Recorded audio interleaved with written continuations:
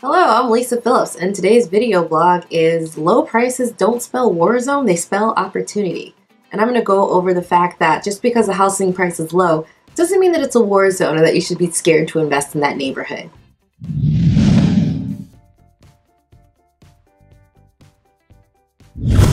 So we all know the cheaper that you can find your house is better all around for your real estate investment portfolio.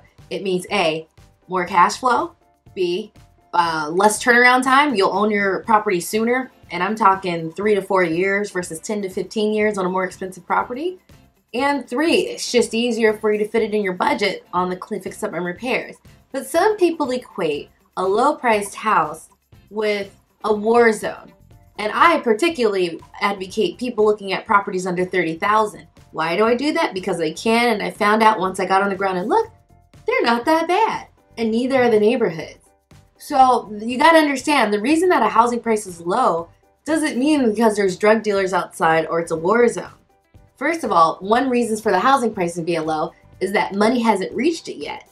Money follows money. So if downtown's the place that they've chosen to revitalize, and if downtown is the place geographically that everyone wants to put their money in, well, that just means they haven't gotten to these other places. Money will follow money in the downtown area, and then eventually it spreads itself out to different pockets where it makes sense geographically. So it might be first the downtown area, but then it might be off the stretch of highway that has really good transportation access. You know, there's geographical indicators of where they're going to go next. And I have to tell you, there's a couple of my properties that were just solid working class neighborhoods that eventually I'm hearing there's revitalization efforts in the neighborhood and that condos are going to be built. Now, that's not why I purchased the property. It was just a solid performing property under $30,000, but money will eventually catch up to the other places where it can go. You know, this market's tapped out. Everything's too expensive for an investor to get a return on investment. Well, then they start looking at the next logical place to put their money.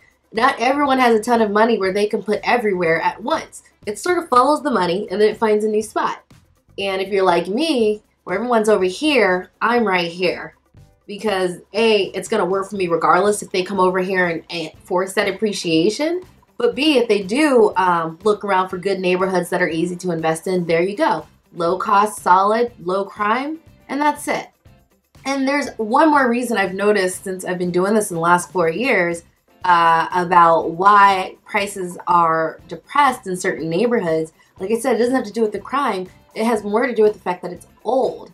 So if there's new houses being developed or new condos being developed and the money is over there, you know, people who are new to town with fresh money coming in, they're not necessarily going to an old neighborhood. I mean, would you? I mean, that's not my first thought. I mean, it's my first thought for home ownership and real estate investing. But if I'm just here to rent and live, my first thought isn't to go to that old neighborhood. So all of a sudden you have these homes that are built in the 1950s and 40s and they're not like 1980 or even 2000s and aughts and on. Well, they're getting the new rush of money. And so that means the prices here are just low to entice people to go to an old house where no investment and money has been put into it. So the fact that a lot of people aren't going there keeps that price low. I mean, it's a market, supply and demand. If no one's demanding it because they want the newer stuff, well, the newer prices are going to go up and the things over here are just going to stay at that lower price. And there's also another thing to keep in mind. You know, I've invested in different parts of the country, so I've noticed that there is a difference depending if it's an inner city or an urban geography versus a mid-sized city. You know, if it's a mid-sized city with 100 to 200,000 people, you know, a neighborhood with $30,000 properties isn't the same neighborhood as if I went into a big city like Baltimore and they had $30,000 properties. So in Baltimore, you have a city, you have limited geography, and you know, you have people on top of each other. So you can get a row home, but there's tons of people. It breeds a different dynamic and a different lifestyle. But you know, in a mid-sized city with enough land, well, everyone has a yard. You know, I live in the DC area and I get nothing except a balcony. And even then, I don't have a balcony. I can go to my rooftop, but other people do have it. And you know, I don't get that luxury. But then I go to a mid-sized city and I purchase a property for $25,600 in Richmond, and the neighborhood's perfect, and it's you know, old, you know, 1940s home, smaller, But smaller doesn't mean bad. It just means it's smaller and there's somebody perfectly willing to rent it out. And they each get their yards and it's different dynamic. People aren't on top of each other. So it's like a different feel to that environment. But it's also a reason why you can't assume because a house is a depressed price or is lower price that it's automatically a war zone. There's so many factors that go into play on whether or not you should be comfortable.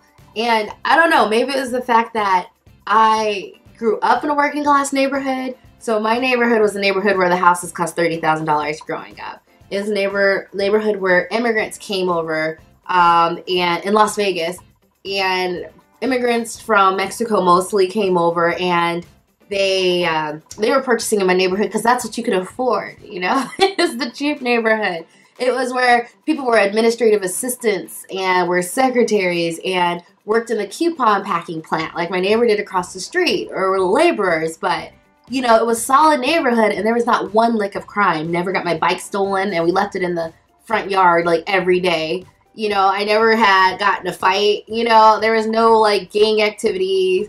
And so you have like, so I knew that there's working class neighborhoods in this price range where it is solid middle class people. Everyone I knew who grew up from that neighborhood, they either went to college or they have jobs themselves taking care of their new family. So, I mean, solid values, solid people. So maybe it's because I grew up in it that I knew that you just have to go and look and see exactly what's going on with that property. But just because it spells low price doesn't mean that it's a bad area. And it's probably because I grew up in it that I knew that, no, this neighborhood's perfectly fine. And people went on to be directors and CEOs, run their own blogs.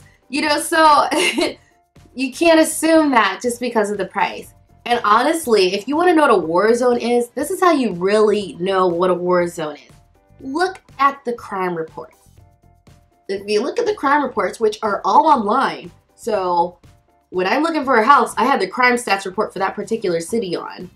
And you put in that address, if you see a ton of crime, that's a war zone. If you see a $30,000 property and it has no crime on that block, then that's a solid neighborhood. And honestly, that is the biggest divider between working class and war zone. So I don't like when people use the word war zones, because I'm like, just because a property is working class or a neighborhood's working class, it doesn't mean that there's excessive violence or drug activity or anything that you should be wary of.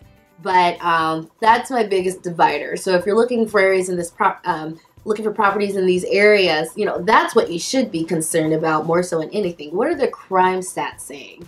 You know, and then that'll give you the best story, not the price. There's tons of reason why I find houses under $30,000 because of foreclosures, the other ones I mentioned, but it doesn't mean anything about it being bad. And what's funny is that it's so wide open for people to come in and invest, and there's so many. And, you know, I got to tell you a story, you know, in Vegas, you know, when there was a new hotel and casino that was built, everyone got so excited because for us living in Las Vegas, you're like, oh my gosh, you know, that's 12,000 new jobs. This is a new building. This is new. Tourists are going to come. So many people are going to be excited over this. We would get excited. And I have to tell you, when I go in these working class neighborhoods and invest, you know, all of a sudden you're that person that makes the neighborhood excited to be there and excited to work there. And don't underestimate that sense of pride that you left an impact on a solid working class neighborhood that you can be proud of.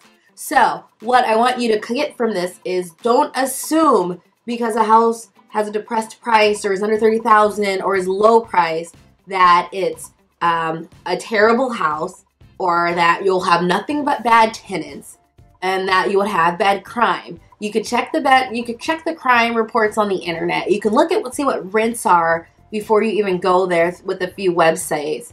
And, you know, your money goes a lot further in these areas, and the return on investment is so much faster and quicker that it's amazing. So don't overlook it. Real estate is a really big game, and we have so many parts that we can play in this. Thank you. This is Lisa Phillips signing in, blogging for BiggerPockets. Thank you so much.